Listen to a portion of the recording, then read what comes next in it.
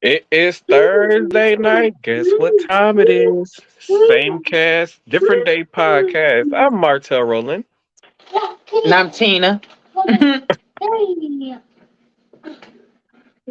Time for the percolator. All she got, that's all she got for y'all. She's like, I'm Tina. Oh, so to kick this show off, first of all we want to do a RIP to the guy who was flying a plane in Watertown here. It's a little city here in Wisconsin who was flying a plane in Watertown.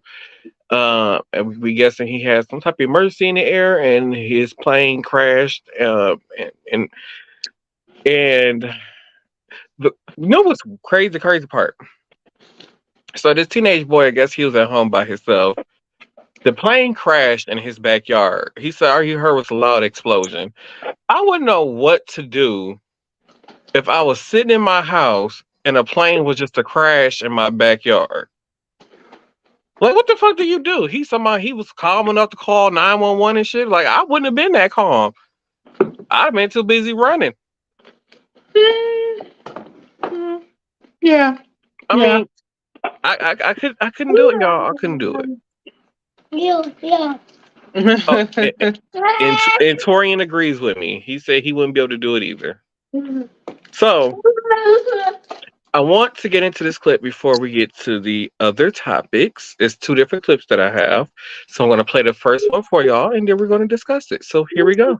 A white minority deciding that they're not going to listen to the will of the people in their town and coup the government. New Bern, Alabama, a small black majority town that has always been governed by the white minority. The mayorship has just been handed down from friend to friend without any election. Patrick Braxton decided that he wanted to run for mayor, got no answers from the incumbent regime. So he ended up going to state level authorities and he was able to get on the ballot. The previous mayor didn't file any of the paperwork to be on the ballot, and so he wasn't. Patrick Braxton was elected mayor of New Bern, Alabama. The former government ignored the election. Now they're saying that No, actually, we had a different election and we won that election. Patrick Braxton won. He won the election because he was the only person on the ballot.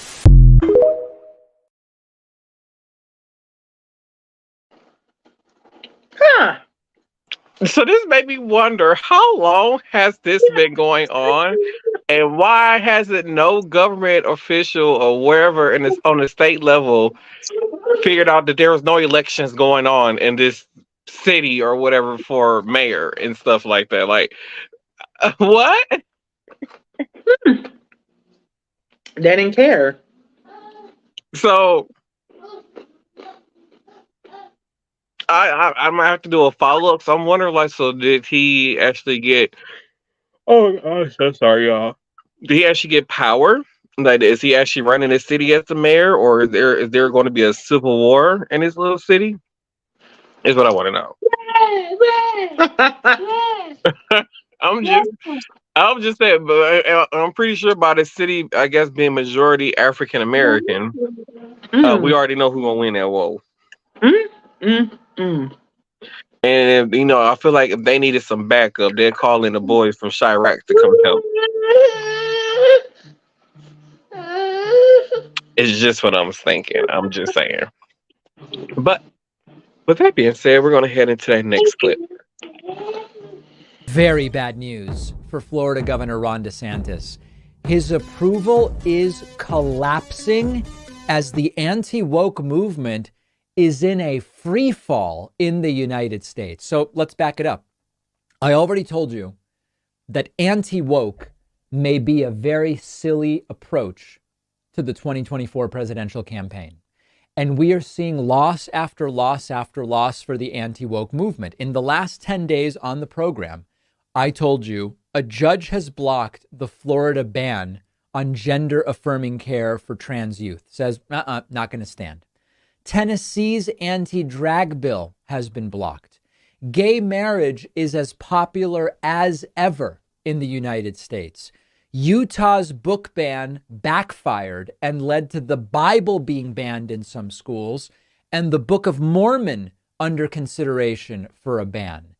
And now we learn that Ron DeSantis' approval rating has collapsed.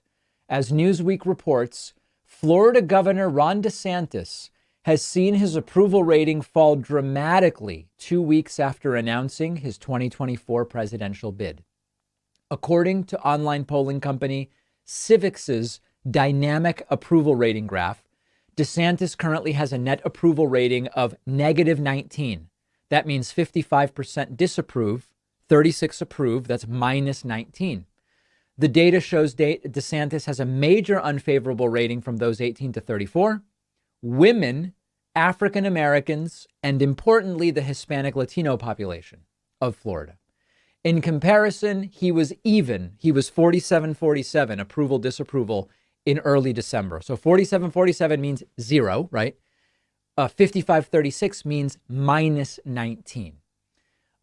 This is potentially very bad for DeSantis.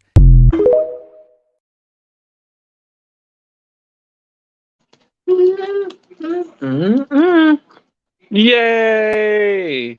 You know, I don't like that guy anyway. We know you don't like that guy, but to hear, I saw your face when he said the negative 19. You was like, That's what he get.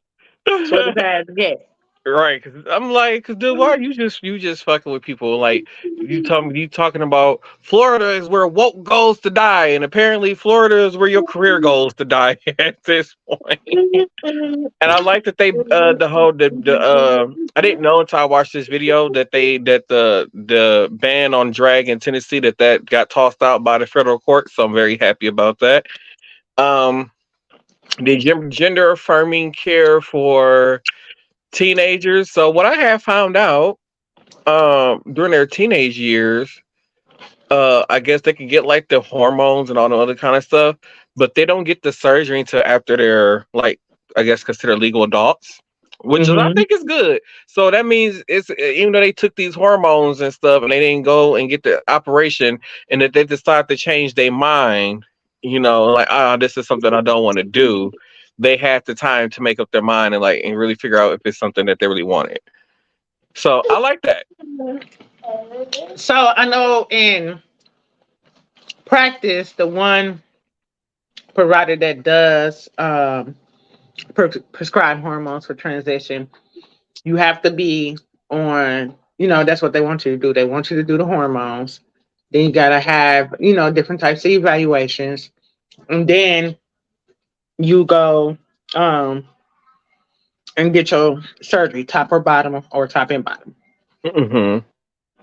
So, yeah, I feel like, kind of within that age where an individual decides that they want to transition, I feel like that's a good, a good stepping stone, start taking, because it's a lot of going back and forth with the hormones to make sure that it's working for you.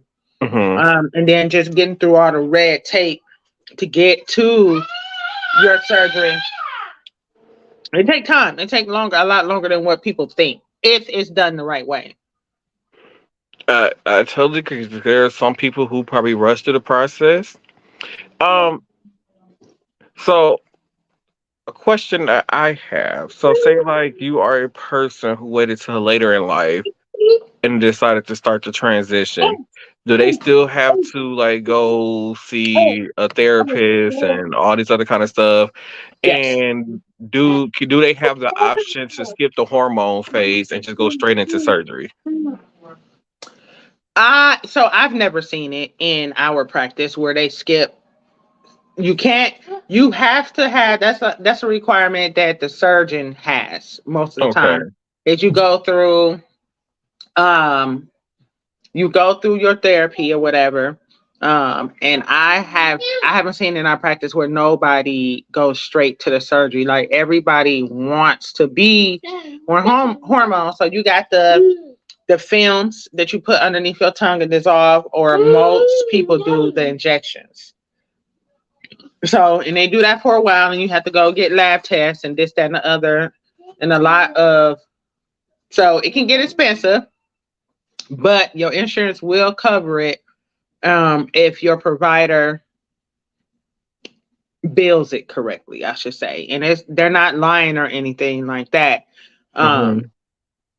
But for as far as I know, the insurance is covering it, and then the medication is covered under the patient's insurance as well. Now, as far as the surgery itself, I'm not sure. As far as the surgery itself, I'm not sure about that. How much it's going to be covered. Mm-hmm. But yeah, I haven't seen. I mean, I know of some people that went straight and got surgery, which I don't feel like was a good thing because now, and I want to believe that they did kind of begin on surgery. I mean, on hormones and wasn't really compliant or stopped it or what have you. But you got to actually go to a good provider that cares about your health because going on hormones, coming off of it, without proper medical supervision can be very hard on your body. Mm. So you have to they'll give like a month supply. You got to come in and get labs to check your levels like estrogen and testosterone, and until they get to a therapeutic level where you're actually start to see results. And a lot of times it take a while depending on the person for them to start seeing results from using the hormones, right?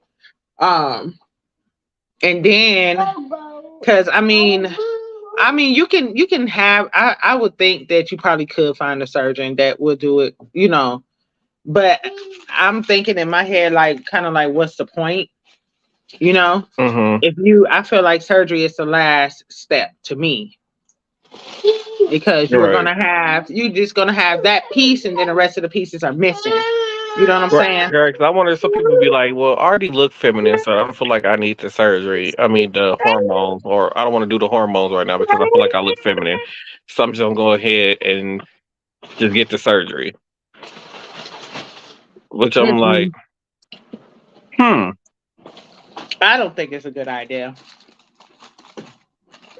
I Because wouldn't. I've seen some people where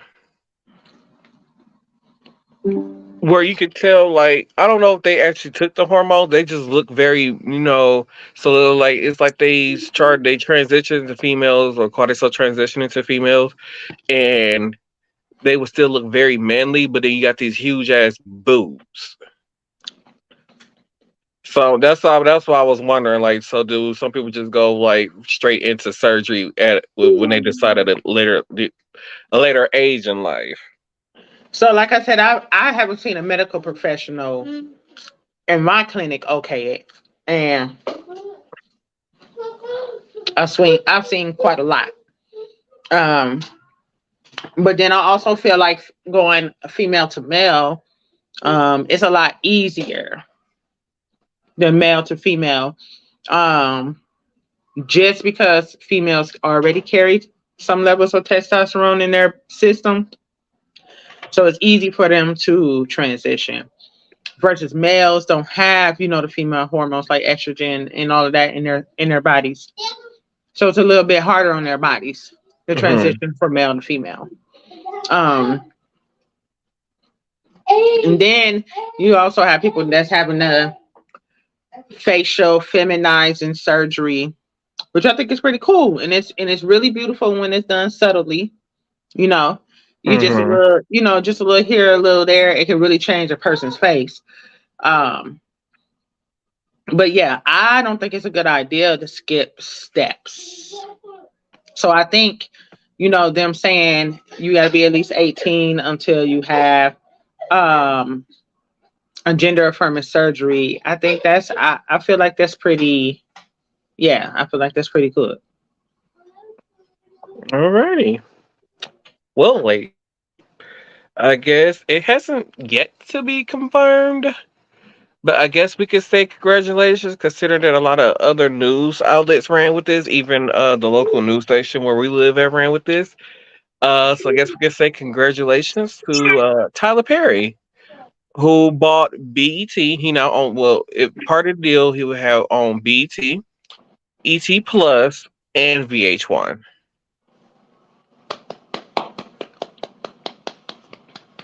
So this will be Like the first excellence. time that BET will be ran by uh someone that's black, since they sold it, since Bob Johnson sold it.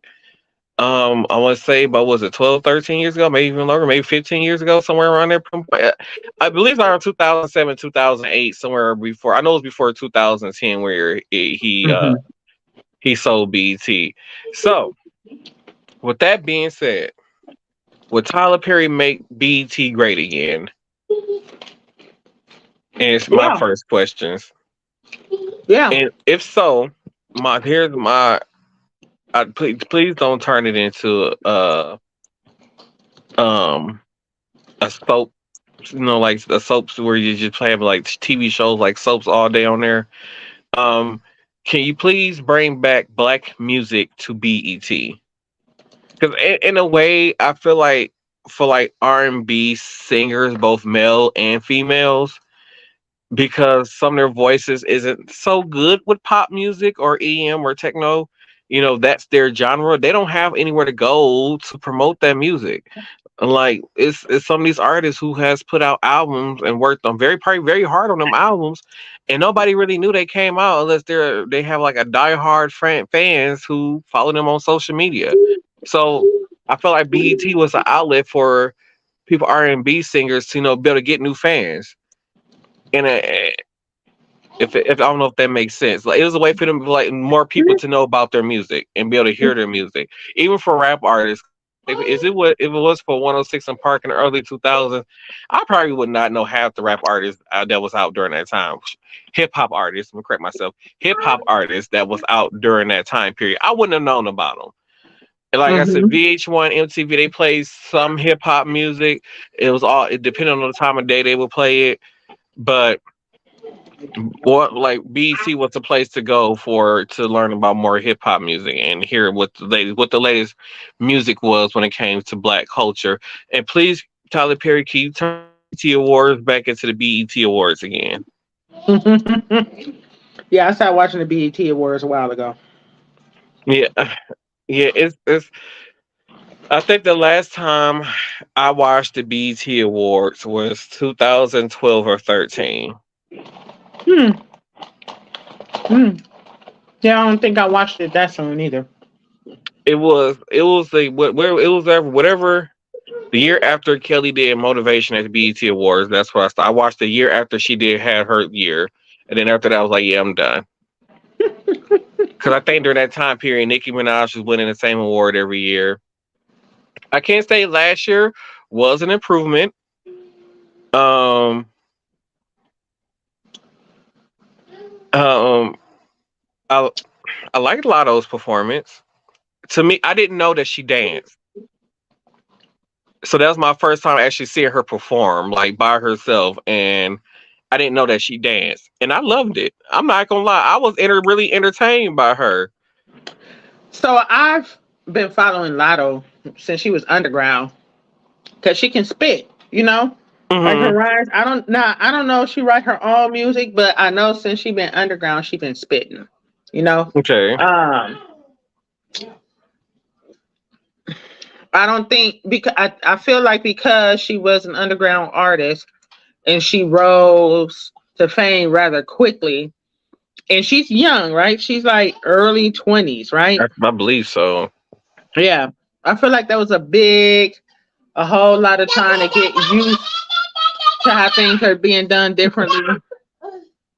Uh, I'm sorry, y'all. Tori, he's just happy. That's all, y'all. He's just happy. So I'm happy for her, and I do feel like she is putting in a great effort to perfect her craft. I know it had been some talks on like social media where people didn't enjoy her performance. And then I know she teamed up with Tiana Taylor and they're saying her performance has gotten a lot better, which is great. So I love to see black women supporting black women, so that's great. Mm-hmm. Um, and I wish the best to her. I mean, Because I feel like her, and I feel like when her and Megan Thee Stallion burst onto the scene, they made, for me, they made female hip hop entertaining to watch. If you know what I mean, because I feel like okay, we did have Nicki Minaj, but I feel like Nicki Minaj just dominated the rap scene for so long, and it felt like towards the end, yeah, her act kind of got stale, and it's like she didn't know how to see Nicki Minaj. I feel like she's at that point in her career where she kind of needs to reinvent herself a little bit, you know, to make herself more, make people want to watch her. Should I say? Yeah, I mean, so when she came out on the scene, what she was doing when she was performing was good enough because she was like in character, like she had an alter ego, Yeah. you know. So that's what we liked. You know, Nikki can spit as well, you know, and I feel like that's just more of her style where she's more um she's more hardcore, I feel like, Mm-hmm. than Lotto or than Lotto. Megan can be hardcore. You know what I'm saying? She can definitely be hardcore. But I feel like Nicki Minaj is less of an entertainer when she's Right. on stage. Yeah, but for that time period, that's all we had was just Nicki, and then it was like Cardi came onto the scene, and then Megan Thee Stallion came, and then it was like Lotto came. So it's like I feel like the scene is only being dominated by them four women right now when it comes to female hip hop. And like I said, like to me, they have made watching female hip hop entertainers entertaining. Like so to me, like and the one thing I could give them their is that going to like one of their shows, I feel like you'll get a concert compared to a male hip hop entertainer. Where is to me, I feel like male hip hop concerts are boring because I'm like, it's just a bunch of dudes standing up on stage sing rapping to an MP3. Mm-hmm. That is not entertaining. Like I can give it to Nikki, like she has live bands at her show. uh we heard Lotto rap to a live band, so it was just I feel like they have put more creativity and more into their performances, and I feel like because male hip hop artists feel like they got to be so thug and hardcore every time, like they can add those elements to their shows, Mm-hmm. and I'm like, see, at a certain point, Snoop Dogg start caring, and he be out there hitting his two steps and stuff. So I'm just saying, y'all need like these hip hop artists. Y'all need to stop being scared to put on a damn show. Like y'all be like like I know some of these artists, hip hop artists, be like, oh well, if Beyonce's charging 3,000 or $2,000 for a front row ticket, I know I can. Like, sir, nobody's gonna pay $2,000 to watch you walk around back and forth on stage rapping to your own MP3. With your pants sagging down over your ass, where all the niggas from the block on the stage with you, like it's a bar. Like I went to the corner bar, and everybody, and it's karaoke night. That's exactly what it feels like. That's exactly what it feels like. So Tyler Perry, make BET great again. We're gonna still, that Cheeto Man slogan and ask you to make it great again. And I mean, I'm really looking forward to this because I haven't really watched BET in a long time. Now, get some of the movies on there, get some of the Up and Rising movies. Hell, bring some of the Tubi movies on there, or, Mm-hmm. he got his own production company, right? Mm-hmm. Oh, it's going to be lit. Yeah, he can produce his own shows on it, and I feel like, and this is another thing I feel like with BET, like a lot of these people who are up and coming writers, I feel like this would be a good chance for him to like help those writers get put out there. Like, you know Mm-hmm. what? I got my own network. I have these shows. I need writers. And then to know him, he might pay them a decent wage because I believe there's still a writer's strike that's going on right now because they feel like they're not being paid enough money. So as far as that strike going on still, it looks like so any show that's supposed to come on in September and October has now been probably pushed back because there's no scripts. So even like talk shows and everything, like all that stuff is going to be off the air till this writer strike is over. So we're going to be come whenever we think that my show coming back, it ain't coming back until this role writers thing is over. And it's crazy because it'll be like You know, these writers, they put like a lot of time and effort into this stuff, and so you know these people, they're like you look at like some of the actors on there or some of the producers and stuff, like, or even the network that's you know televising it on their show. So say, you know, the network say, you know, for one season we made $120 million off the show for one season, and out of that $120 million, the writer would receive what, 10,000 at the most, 10, 20,000 out of $120 million. Yeah, that's a little low. Because they can't say that, oh, we're not making no money, because if you're like Angela Bassett, y'all paying her down there $10 million an episode. Woo! So you can't tell me that you're not making money off this show if you're able to pay somebody 10, what was it, 6 or 7, I don't know, but it's somewhere in the millions that she's making per episode. So you're not going to tell me you're not making money off. You're not going to pay an actor that much money if you're not making money off the show. Hey, Angie, let me hold something. I know, right? Woo, But child. I feel like these actors, so like now that these actors are requesting to get paid more per episode, and I'm thinking like this is the reason why we get the shortened seasons, because they're like, okay, well, we're not going to do 22 episodes a season no more because that's going to cost us a whole bunch of money. And so you got to think, if it's 22 episodes and we paying this person $6 million per episode, add the shit up. But I'm just saying, that's why we're getting the shorter seasons, where we're getting only 12. It's like it went down to 12 episodes a season, then it went down to 10. So like Netflix, they used to do 10 to 12 episodes per season for the Netflix shows. They don't even went down to only 6 episodes a season. And then you got down there and wait a whole year to get another 6 episodes. So it's like, it's like we need change, damn it. Like, y'all want to subscribe to all these different services and stuff like that and subscriptions, but then we gotta wait a year to just get a new TV show to watch. And I'll be waiting, boy.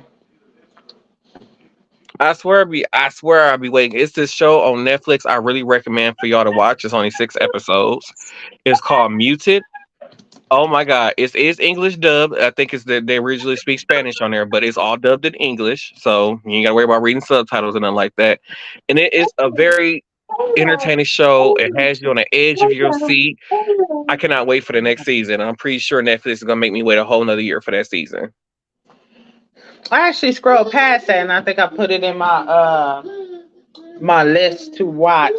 At first, I thought it was a movie, but you're right, it's a show, and I didn't have time to sit down and watch the show because I knew I was going to want to watch it all the way through. Yeah, when you definitely get some time to watch it, you definitely want to watch it all. Because I got Max. I think I had started watching it at like 4 o'clock in the afternoon. Max had to be at work the next day.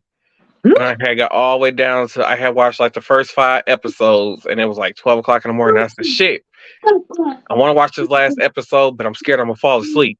So I ended up just turning it off and waited until I got home to watch the other episode. That's just how good that show was.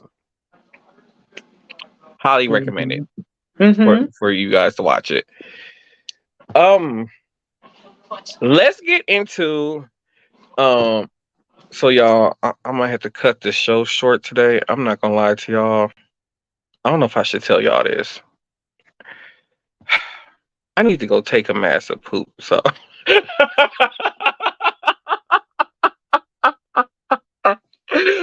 if y'all can see this, for the audio listeners, y'all could have seen the face that Tina made.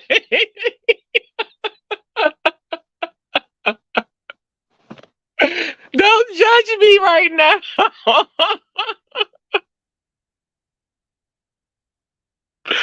Oh, that is a damn shame. Wait, because I was like, I made it all the way up until, because I ain't had to go. I was like, I made it all the way up until we got on the broadcast, and then it just hit me. That's because I was out working earlier, and it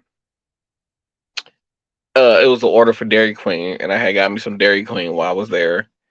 And I had got me an Oreo Blizzard, which I ain't had in years. By the way, Dairy Queen, your ice cream don't taste the same no more. It tastes like water. It was like, it didn't have like no, No sweetness. I don't know. It just tastes like watered down ice cream. Like like we leave ice cream in the freezer for too long, and it has that taste to it. That's what it tastes like.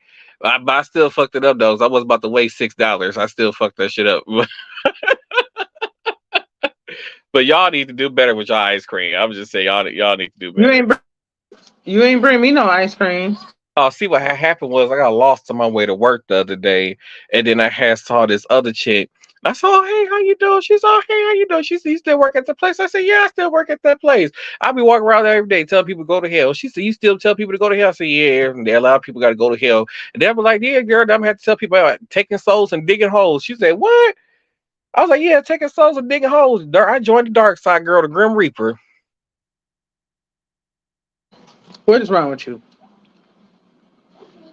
I've been hanging around Brody. Yeah, a lot. Oh, A lot. Black Panther. Um, Mm. Anita Baker and Babyface. So Anita Baker has officially kicked Babyface off her tour. So Anita Baker was the headliner, and Babyface was the opening act, basically. Um, so they tried to do like how Mariah Carey and Lionel Richie did back a few years ago. So basically, Mariah Carey opened for Lionel Richie. So I guess Anita Baker and Babyface are trying to do like the same thing, but I guess in one of the shows, and I believe in New Jersey, Anita Baker was like, "Well, I want to perform longer, so we're just going to cancel your part of the show."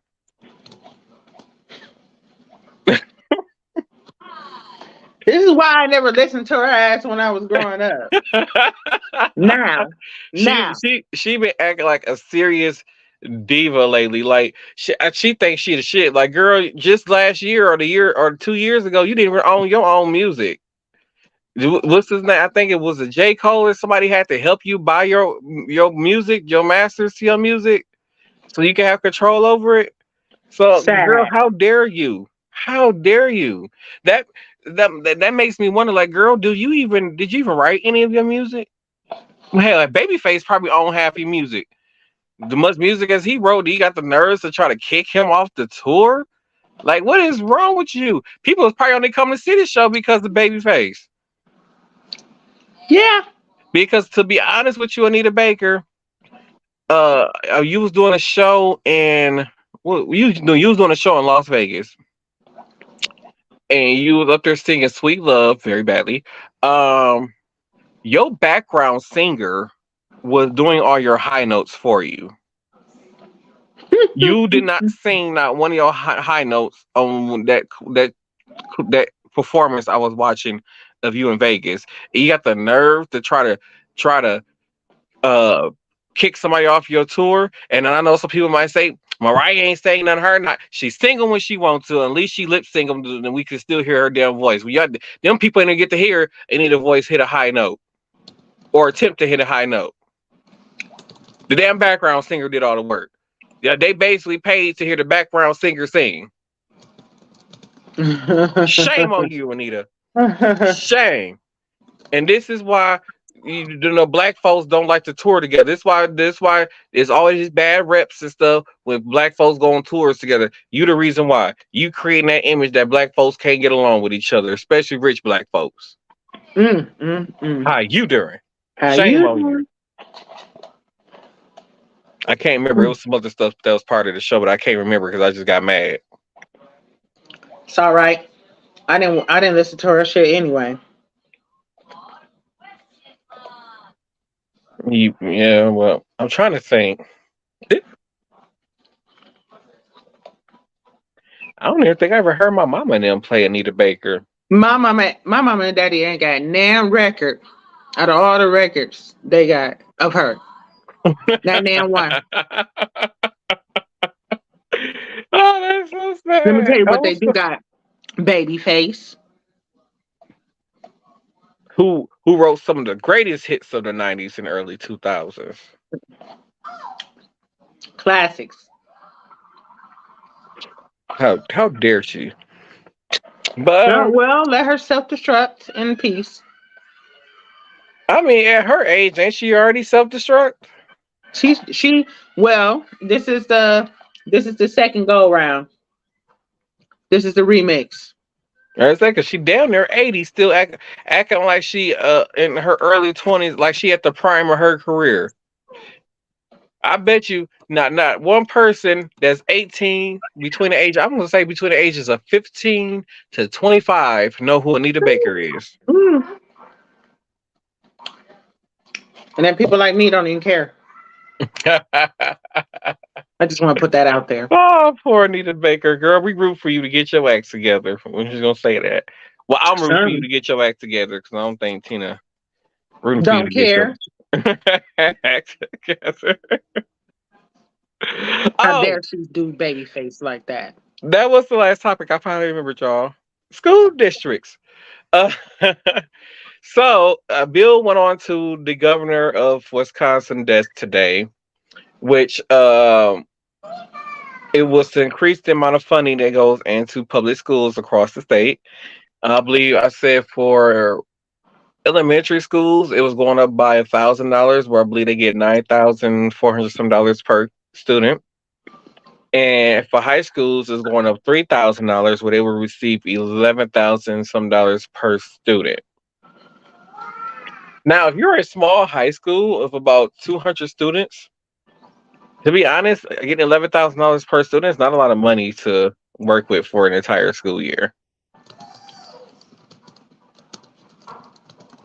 Yeah. But if you're a large high school, say for instance, and you have about 700 students or more, you're getting quite a good, decent amount of money. Yes, you're going to have to spend more money, but you're still getting quite a decent amount of money still to make this happen. If that make the school year happen, that makes sense. So what I was telling Tina, on top of that, so and now I guess on top of getting the extra money they get per student, some of the school districts are still going to suffer because if your school is in a district where the homeowners pay, for instance, less than $2,000 a year in taxes, your school is still not receiving that much money and funding. Which Tina has said those are the districts that should be receiving more money is the ones who are in the the impoverished area. But instead, if you live in an area where you live in a house that's worth $400,000 or $500,000 and say they paying $10,000 to $12,000 a year in property tax, those schools receiving more money. So that's why we go to those school districts. That's why they have these big, large campuses and every sports known to man and every music class known to man. But then you go to the areas where it's mostly, low tax paying areas. Those schools don't have anything but the basic curriculums you need to graduate high school and get through school. Do they even have that? Hell, they ain't got teachers. They be putting people in there that's not even teachers. They teacher aides and they just babysitting these kids. True. And they're at that phase where they're still giving out the worksheets, depending on what school you go to, what public school you go to. They don't even buy books anymore. They just have like one or two textbooks, and the teacher make copies of the textbook and say, "Well, this is your assignment for the week," or whatever, and give the kids that and say, "Read that," and it be in a packet. Or they should just get a bunch of packets and that's it. I like, what are they That's learning it. from that? Like, what are they really learning from that? Like, I feel like inner city schools that are in like low and basically poverty areas, they are not teaching these kids. We wonder why the kids are not successful. So like the things they should be learning to school, say some of these kids do manage to get into a university, the things that they were taught in high school is totally different from how things should be in college. So now they're struggling in college and probably will drop out of college because they're struggling because they wasn't taught on the level where they should be taught. So then that's going to lead to more unsuccessful people. And debt. Don't forget debt Oh, right, and because debt. college is expensive. Right. So yeah, they get left with debt. So it's like for instance, like, oh well, you have to write a paper in a certain style. I was never taught how to write a paper in a certain style. And then your professor gonna look at you like, well, might have to just figure it out. Because depending on if you go to a large university, so like when I went, my professor is some depending on like if I had the class, the large lecture. So I had a class that I went to that was basically like you want to go sit in the auditorium. My that professor, that class only knew me by the last 4 digits of my social security number. I've never met the professor for that class. So like they would have like the classes where you go to like the TAs. It's like a discussion class where the TAs go over stuff. And you go to those classes. So the TA might know who you are by name, but the actual professor said like that professor teach that same class 4 times a day and they teach it 5 days a week. You know, and more likely going twice a week to that class. So just imagine that college professor has over 1,000 some students that they see in a week. And you think that professor is gonna have time to sit down and be like, well, this is the correct way of how you write this. This is the correct way how you do this. No, they're gonna automatically assume that you know that because it's something that you should have been taught in high school or in basic public school period or school period before going to college. Which how about we teach these kids how to write cursive too? Yeah. Or tell time on the analog clock. Cause Lord have mercy, if the power go out, ain't nobody gonna know what time it is. I swear. Oh my God, I swear. I actually seen it firsthand where I saw somebody who didn't know how to tell time on an analog clock. Cause I'm looking at the clock like, oh, it's 1:25, and then I remember seeing on TikTok also somebody was like it was an analog clock, and I think the parent had asked them like, what time is it? And they looked at the thing, they said, and mind you, the clock said like 11:25 or something like that. And the person looked at the clock and said 5:11.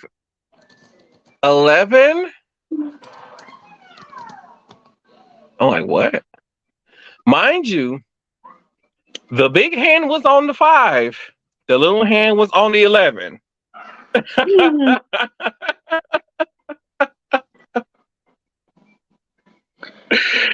And they could not tell the time. And it's crazy because I noticed that work now. Because I'm used to seeing like the analog clocks in the hallways on the wall and stuff. I was walking through work the other day. I'm like, the analog clocks are gone. Like, what happened to the clocks? So, like, it used to be clocks that, like, when I saw, like, if you walk up to the back of the unit and you get to about the nurse station that's in the middle, and you look up above the door, it was an analog clock right there. And then you go around, you walk around through the other hallway, going to the front of the unit to where the front entrance is at to the unit before you walk to where, like, the secretary and stuff sit. There's another analog clock above the door, that door. They're all gone. I'm like, what happened to the analog clock? And it's crazy because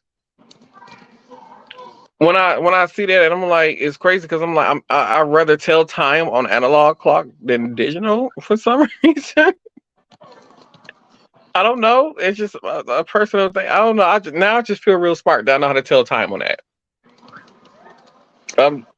It made me feel smart. It's scary. It is. It's really scary. It is, and I realized how come we like I don't know if it's just an American thing or other countries, but I think we're the only country that doesn't utilize the 24-hour clock. I'm not. I mean, no, because military and healthcare utilize a 24-hour clock. No, I'm just saying like when I'm be on like TikTok with other people. And like I said, like I'm so used to using like the time that we use now. So like when we say it's 11 o'clock at night or whatever, we just say PM. So, but then like when I'm on like TikTok and I'm like talk to other people in other countries, they be like, "Oh, it's 22:05 here." I'm like, "Oh shit, let me go Google." Like, oh, okay, because I'm so used to the style of time that we use. And it's crazy because I used to be really good at military time with what we call military time, but they call it the 24-hour clock. I used to be good at it, but since I haven't used it or done it, it's like, I forgot. Like once I get past 18, I forget what each one is. So I forget. So it's Ain't like nothing wrong with that, but it's you know how to figure it out. I mean, yeah. All right. So you know how to figure it out. It's not a thing. Once you get past 12, it's 13, 14, 15, Yeah. all the way around. Yeah, you just keep going. It's really simple. Right. So, yeah. And then there's something else I noticed, just taking Spanish for as long as I did, the dates. America goes month, date, year. A lot of countries go date, month, year. Yeah. I feel like we're the only country that do month day year. Cause we just gotta be difficult. Cause I was Whatever. like, cause when I had got my certificate for the land that I had bought in Scotland, it had the day, month, year that I bought the little small plot of land. Mm-hmm. So yeah, Mm-hmm. it's an American thing. America just got to be difficult. America just got to be difficult. Mm-hmm. We always in somebody business. Like I think that America eventually, I think they have found a cave full of lithium or something in Mexico, and America is trying to find some way to bully their way into Mexico and probably try to steal the cave and stuff and all this other kind of stuff. Like somebody had made a sketch that America was going say that they were in the area of the lithium cave to protect the America against drug smugglers from heroin and crack and stuff and weapons getting into the United States as they excuse to being near this cave where all this lithium was found. Oh, I just shook my head like it's a damn shame. And why ain't nobody tell me that gas was so damn high? How much did you pay for it? Dude, I didn't know gas went up. Like I remember buying gas and it was like 340 something. I had went to the gas stations. I was trying to find some gas. Like, when did gas get 389 and 370 and 390? I'm like, when did it get so high? I paid $377 today. Well, you know, it's a holiday coming. Come on now. I didn't even realize the gas prices. Like I've been going so like I'm a Walmart Plus member. So when I go to mobile gas stations, I get 10 cents off a gallon. So I was sitting there I'm pumping the gas or whatever, and I didn't realize the gas was that damn high because I'm sitting there pumping the gas. I'm like normally I don't pay this much for gas with the 10 cent discount. So I'm like, what the fuck is going on? So I finally look at the price of gas. I'm like, God damn it, when did it get this high? That's how y'all know I just most of the time I don't pay attention to the price of gas. Sometimes I just gas and go.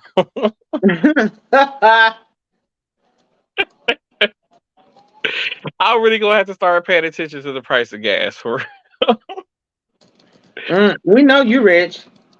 what? You don't pay attention to gas? We know you rich. It's called credit card. Oh. Yeah, I just charged all my gas on a credit card. Then after 2 weeks, I just pay it. And You then rich.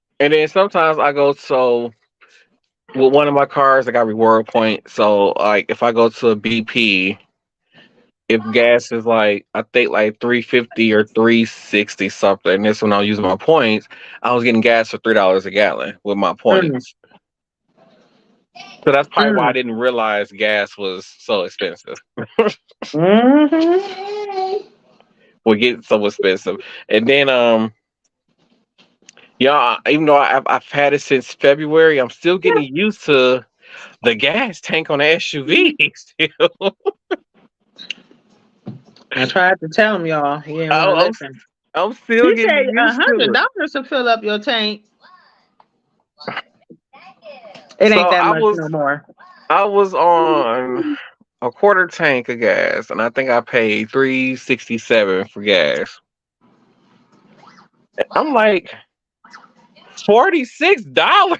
So like I'm used to paying like when I had my Altima, I was paying like from a quarter tank, I was paying like $30 to $35 for gas from a quarter tank of gas in my Altima. So I'm like $46. When I was it take about $50 to fill up my tank. When I was driving through Illinois, it took $100 to fill up my tank. Yeah. That is one thing I give Nissan credit for. I didn't have to gas up when I had drove out of town. I didn't have to gas. I can drive from here to St. Louis without having to gas up. St. Louis, Missouri, without having to gas. Which Must be nice to have a new car. I ain't gonna keep taking this from you.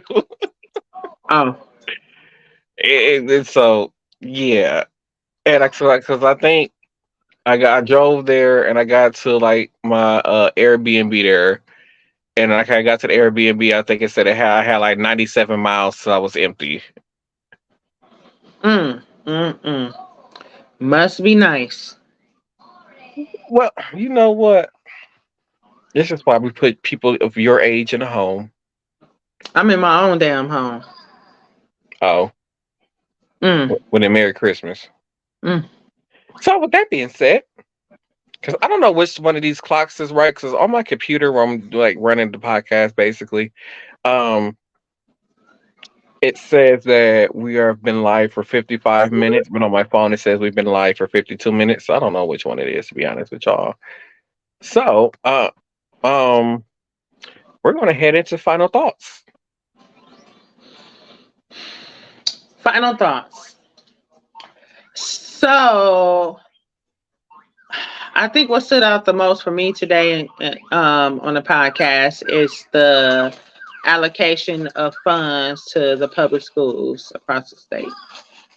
I really, really don't like the idea of how they want to decide that the poorer areas of the states receive less funding. I really feel like it should be an even distribution or even more for those lower income areas.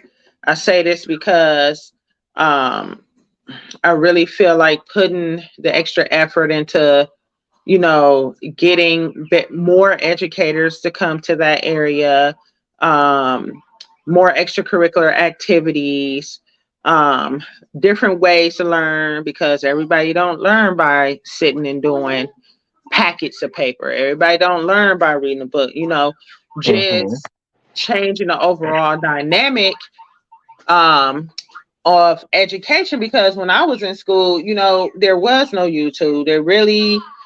Internet became public. I want to say maybe when I was in middle school, about to go into high school, I didn't have computers in every classroom. My kids bring home laptops now, things of that nature. Mm-hmm. So I really feel like that there is better avenues to make it a little bit easier for teachers to teach all these kids that have different learning styles. Um, and I mean, nobody wants to go to school and sit at a desk and do packets. They lose interest quickly. Make it fun. Give them the materials to make learning fun again. I want to see those science experiments. I want to go to a science fair, things of Mm-hmm. that nature. Arts and crafts, stuff like that. Just listening to an orchestra or seeing a marching band, like how they do it in the South. I would love to see that up here. And they didn't do field trips no more. No, they don't do field trips no more. Where's the class trip? Where was the senior trip? Like didn't see none of that, you know? Mm-hmm. And then just the increase in the graduation fees. I mean, I was paying fee after fee after fee after fee, and I'm like, this is a public school. I feel like I'm paying for my child to go to a private school, you know. So, Mm-hmm. and then in turn, my son that go to the private school, I don't pay a dime, and he has so much more. So it's wild.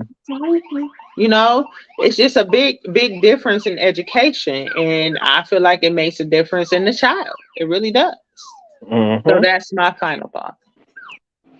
So I would like to add, um, so I don't feel like a lot of people are going to go into the teaching field just for the simple fact of how many mass shootings have been in schools.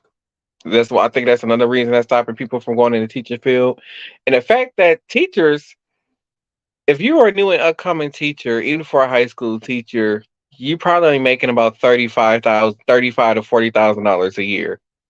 Is that really worth putting up with the kids for however long, 8 hour, what 8 to 9 hours a day, 5 days a week? Like, is 40,000 really enough for that? I feel like if they offer teaching jobs at a higher wage, then maybe they would have more teachers. Um, Give far them as at least 50. Give them at least 50 grand. right, and then like Tina said, far as the fees and stuff, like when I was in high school, I think my student fees was only like $150, and that was just for a cap and gown. Um, one of the things they did that my high school did was for the juniors and the seniors. Basically, they will put together a black college tour, and they'll load up all the kids on the bus, and they did this every year. And they will load up all the kids on the bus and on the bus, and they will take them to black universities, historically black universities. So, like, went to they took when I went, they took us to Howard University, and they took us somewhere in Philadelphia. But then on top of, you know, not just how can I put it? Not just going out to see the universities, but they took us to like went to go see like the Liberty Bell. We went to go see where they shred money at, where they probably print money at. We they took us where coins and stuff is made. They took us to Washington D.C. We got to see what's his name? Oh my, John F. Kennedy's grave site. We went to go see that. We got to go see there where Thurgood Marshall was buried at, and then the seniors who were graduating. So I think I actually did I go my sophomore year? For some reason, I went during my sophomore year. I don't know why. It was either my sophomore year. I can't remember when I went because I graduated high school early. So y'all got to bear with me. So like the seniors who were actually graduating the year that I went, they um they like branched off and went to New York for like a day or so, and they let them spend time in New York for the seniors who's gonna be graduating high school. So high schools don't really do that anymore. And I get that you have to pay teachers a little bit more money who are going on these trips because basically you paying them to babysit kids for 24 hours. So I get that you do got to pay them a little bit uh more money, and so but I feel like, and then the school, I believe they had got like grants and stuff, so like the school didn't too much have to come out of pocket, so that the school didn't too much have to come out of pocket, and the parents didn't too much have to come out of pocket to pay for the trip either. But I felt like that was a good experience, and I was actually considering actually applying when after I had visited Howard University, the campus. I was actually considering applying there for college when after we had left there. Like I was like, this is what I want to do. I want to go there, and I had a teacher who was like willing to sit down and help me do it. But then it was just like that fear of leaving home kicked in, and I just didn't do it. And I ended up not doing it. I feel like still wish that was something that I did. But if I didn't, but I didn't go, and I met Mary at UWM, so I kind of got another sibling out of that. Hey, Mary girl. um, and like I said, Sheena said, they need to make school fun again. So like I had teachers who, I think I said it before in the podcast. I remember I was going to school, and I guess I was trying to figure out like why I wasn't grasping what was being taught to me. And and I was on Facebook, and I saw one of my old high school teachers. I had sent her a message like, "Hey, how were you able to get me to understand blah blah blah blah blah?" And she said, because I had her from the time I was in 8th grade till I graduated high school. And she was like, "Well, I noticed that you were more of a she said, you're not really a visual, you're more of a hands-on learner. You can learn some stuff visual, but you're more of a hands-on learner." So I'm like, oh, that's kind of makes sense. Like for me to grab stuff, so yeah, I gotta be hands-on with it in order to learn what it is that I'm doing. And I feel like that was one of the things that really hurt me when I was going to college, was because everything is not very hands-on. It's just mostly you basically read the textbook and you do the work and you figure it out on your own. That was it. So yeah, they do need to like I said, change the different teaching styles. Get rid of packets. That is most definitely a thing. Please just get rid of the packets. I think because the packets was starting to come into a thing like in my senior year. I would go to a class and it was just be like they just hand you a packet. I'm like, what the fuck is this? Um, and then as far as the computer thing, so when I was in high school, we did not have computers in the classroom. Like none of the classroom had computers. We just had a computer lab. Mm-hmm. But you only can use the computer lab, like the teacher had to sign a computer lab, and we were limited to how many times we can use the computer lab and all that kind of stuff. So it wasn't like an open computer lab. You just walk in and start using the computer. It was always locked 24/7, and it had to be a reason. So like, if the English class had a paper you had to write, then there would be a time where the English teacher reserved time for the class to go in there and work on the English paper.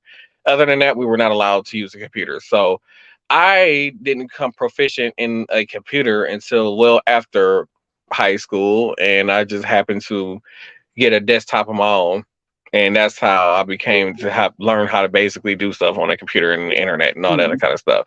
Because, like I said, computers wasn't just an option for us. I remember in 8th grade, we did have a class that's an hour, and it was completely online. We had to do this online program called Play-Doh, which is basically we did like math classes and shit on there and all that other kind of stuff. So other than that, we didn't really use computers in high school. Basically the computer lab just said abandoned. Mm. So yeah, that was my final thoughts. We need to change the teaching system. Absolutely. Merry Christmas. Well, then with that being said, thank y'all for tuning in to this episode of Same Cast Different Day Podcast. Don't forget to head over to our Instagram at SCDD Podcast on Instagram. And on TikTok is SCDD Podcast also. And don't forget to follow us on Facebook, Same Cast Different Day Podcast. And then head over to Habits New York. I keep forgetting they changed their website. That's what be throwing me off because it used to be Habits 365. Now it's habitsnewyork.com and use code Anthony4 3C 20% off your purchase. And repsports.com and use code Martel1 to receive a biggest 5 to 10% off your purchase. So thank y'all again for listening to this podcast or streaming this podcast wherever you are. I'm Martel Roland. I'm Tina. All doing a dramatic pause. And we'll see y'all on the next episode. Same Cast, Different Day Podcast. Wait, why are you still holding you? Wait, where's my dramatic pause? All right, we gonna see y'all. Okay, all right now. We gonna see y'all. Bye.